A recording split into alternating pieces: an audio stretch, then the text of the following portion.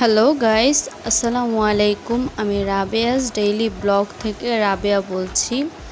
আজকে আমি সারাদিনে কী করেছি বাবার বাড়িতে সেগুলো আপনাদের সাথে শেয়ার করব। চলুন দেখা যাক। আমি এখন রুমটা দেখিয়ে নেব। রুমটার অবস্থা খুবই খারাপ। তারপর আমি একটু সেলাই কাজটা করে নেব।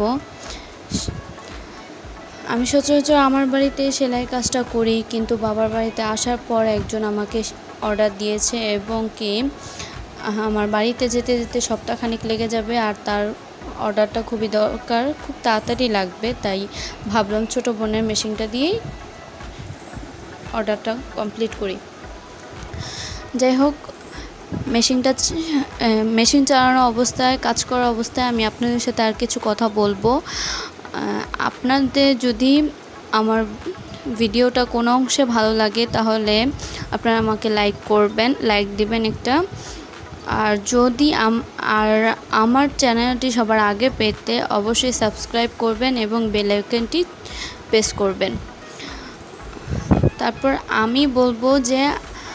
তারপর বলা যাক যে আমার ছেলেটা ঘুম থেকে উঠেছে কিনা।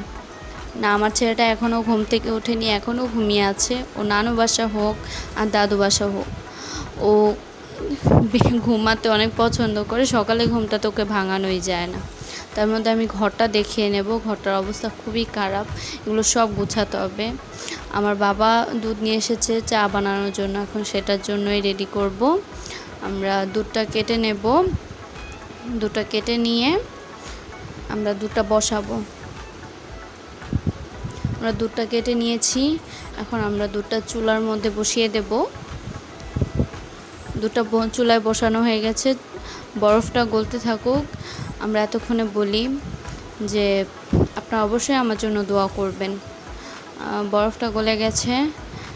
এতক্ষণে দুধটা বলক আসা পর্যন্ত আমরা একটু ঘুরে আসি মেশিনের কাজের থেকে।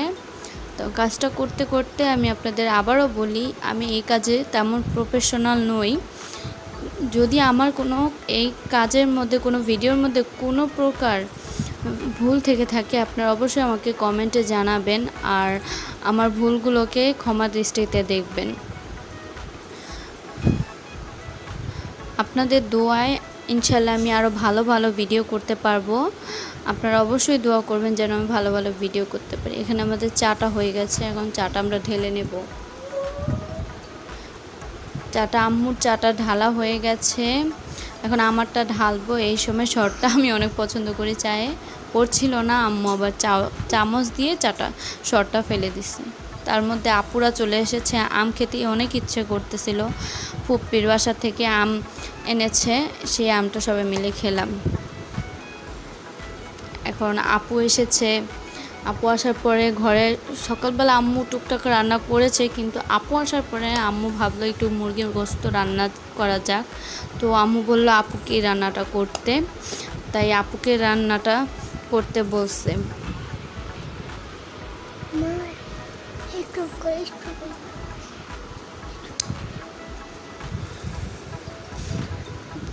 এখন আমরা মুরগির গোশতটা রান্না করব। মুরগির গোশতটা রান্না করতে করতে আমি আর আমার বোন হাসতে আমার বড় বোন। আপনারা তো সচরাচর জানেন যে বড় বোনরা আসলে ছোট বোনরা কতটা খুশি হয়, আর আমরা তো ছোট বোন বড় বোন তিনজনই খুবই মজা করি। তার মধ্যে একটু ওয়েদারটা আপনাদের দেখাই বাহিরের। আজকে বাহিরের ওয়েদারটা অনেক বেশি সুন্দর, আপনারা নিজেই দেখে নেন। আমার কাছে অনেক ভালো লেগেছে ওয়েদারটা, তাই আমি ভাবলাম আপনাদের সাথেও আমি একটু শেয়ার করি।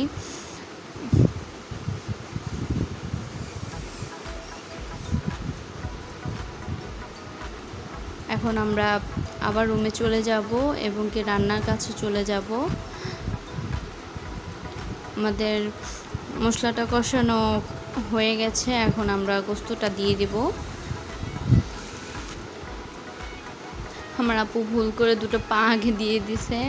আমি এটা দেখে হাসতেছিলাম যে পা দুটো আগে দিছো কেন, তুমি আর গোশত দিবা না? তারপরে দেখলাম যে না, এক এক করে সবগুলাই দিল।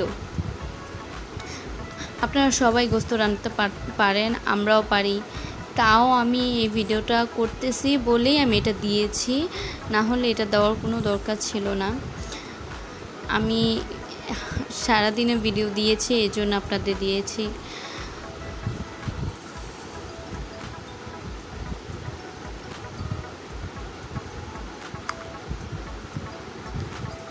আর আপনারা সবাই আমার জন্য অনেক অনেক দোয়া করবেন, আমি যেন আপনাদের কাছে অনেক ভালো ভালো ভিডিও আনতে পারি।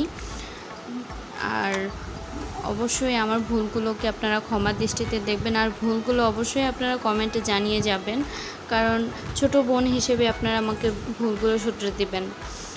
আমি তো সেভাবে ব্লগ কখনো করিনি, তাই আমার অভিজ্ঞতা নেই। আপনারা যদি আমাকে ভুলগুলো ধরিয়ে দেন তাহলে আমার জন্য একটু ভালো হয়। যাই হোক, আমাদের ব্লগটা এখানেই আমরা শেষ করতেছি। আপনারা সবাই আমার জন্য দোয়া করবেন এবং আমি যেন অনেক ভালো ভালো ভিডিও করতে পারি, দোয়া করবেন আমার জন্য। এখানে আমি ভিডিওটা শেষ করতে গিয়েছিলাম, সেই সময় আপু বলে আরেকটু ভিডিও কর, মুরগিটা পুরোপুরি হোক। যাই হোক, আমি পুরোপুরি করব না, আমি এখানেই ভিডিওটা শেষ করতেছি। আপনারা সবাই আমার জন্য দোয়া করবেন আর আমি যেন ভালো ভালো ভিডিও করতে পারি।